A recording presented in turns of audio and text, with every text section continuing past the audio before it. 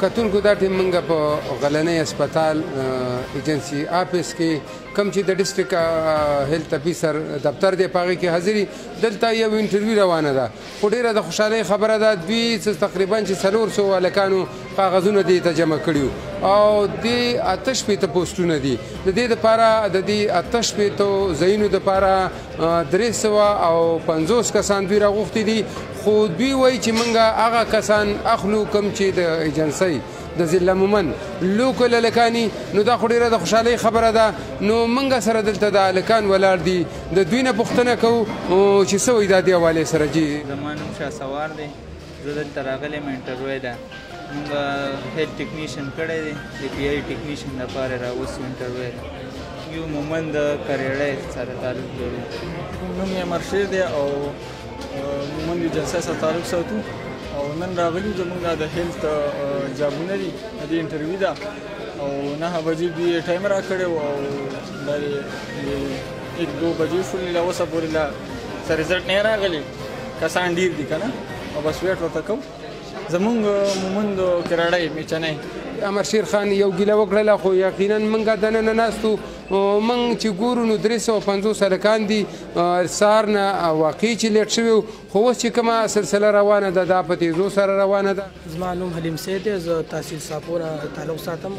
دلته چې کوم پروسس روان دی صحیح روان دی خو زموږ دلته چې کوم نمایندګان دي او چې کوم سلیکشن کمیټي ده د هغوی نه یو ریکویسټ دا دی چې د خپل علاقې له توجه زیاتر وکړي ځکه چې زموږ خو زپري شوي خلک دي بیا هم په دې کې دومره میرټ دی دومره خلک راغلي دي او بل سیکنډ خبر دا ده چې لکه داسې خلک هم موږ ولیدو چې هغوی مطلب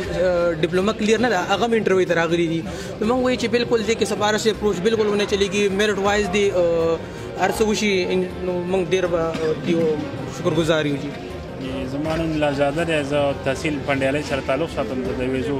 ډېر بیکورډ ایریا ده او موږ الحمدلله ډېر ملګري راغلي دي ښه خوشحاله یو پر امید هم یو مقابله به کوو انشاءالله خو چې دې کې موږ سره څه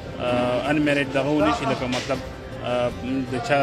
دغه پکې ونه چلیږي سفارش او یا ځینې کار پکې ونه شي د پیسو وغیره او فی الحال چې کوم انټرویو روانه ده الحمدلله خره ملګري پر امید دي بس ناست یو جي انتظار کوو خپل نه حزب الله یم د ټوخیل الله تحصیل حلیمزی زه ډېر زیات خوشحاله شوم چې الحمدلله په مومند کوم دومره ټیلنټ شته چې 350-400 پورې هیل ټیکنیشن والا شته دی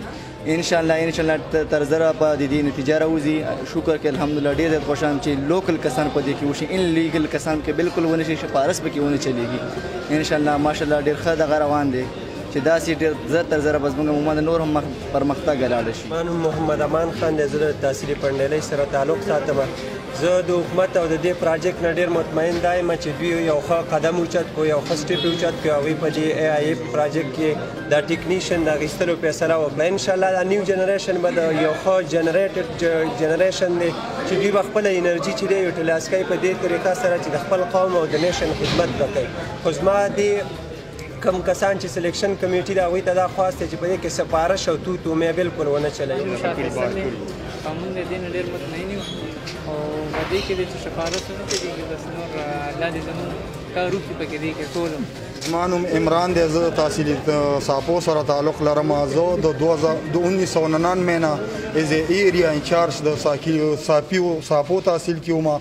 زما تقریبا 15 سال وشو چې په دې پولیو کې او په دې پروګرام کې روان یم زه په یو سی پی او پوسټ باندې کار کوم زما د ایجنسي سرجن ډي چو صاحب نه دا ریکویسټ دی چې دا 1 ایئر والا کمی پی آی ټیکنیشن دي دا دوی بار کړي دي دغه نه د پروګرام نه نو دا زما ریکویسټ دی چې کوم لوکل کسان چې دوی هغوی ته ترجیح ورکړي دي چې نان لوکل کسان چې کوم دي ډېر زیات راغلي دي د ثوابۍ والا کسان ما ولیدل چې هغوی وایي چې یاره دلته زموږ ډیوټي کول ډېر ګران کار دی نو زه دا وایم چې ګراوند ریالټي دي وشي هغه کسان دي وکتلی شي چې کوم په ګراوند باندې موجود دي او کم تحصیل کې دي هغه کسان دي وکړی شي او 1 ایئر والا کسانو له دې ترجیح ورکړي اوریدونکو تاسو د هغه امیدوارانو خبرې واورېدې او ډیره د خوشحالۍ خبره هم ده یقینا موږ دننه چې کومه انټرویو وکته نو هغې کې 3 هلکانو هغو تعلق د انبار سره و او باقاعده موږ هم د دا پوښتنې وکړلې نو هغو ته انبار معلوم و هلته بعضې پکې خپل میډیکل ټیکنیشن دوکانونه هم جوړ کړي هم بار هم تاسو وکتل چې مختلفو تحصیلونو سره تعلق ساتي خو چې کوم هلکانو ګیله وکړه نو ګیلې د چا نه وکړه ګیلې د دې ضلعې د واکمندو نه وکړه هغو واکمندا چې کوم زمونږ منتخب پارلیمنټیرین دي نو د دوی د طرف نه موږ کوم زمونږ حکومتي واکمن دي زمونږ اډمنسټریشن دي نو هغو نه موږ دا پر زور د دوی د طرف نه دا مطالبه کوو چې چېرته دې د دې نه پس د چا حق ونوالی شي او حقدار ته د حق ورکړی شي نو د هغې نه به موږ دا معلومه کړو چې انشاءالله چې ضلع مومند به یو ځل بیا د ترقۍ په لار روان شي خو که د چا حق ووالی شو باریکه سو شو نو بیا به همدغه علي لکه څنګه هم چې دی جي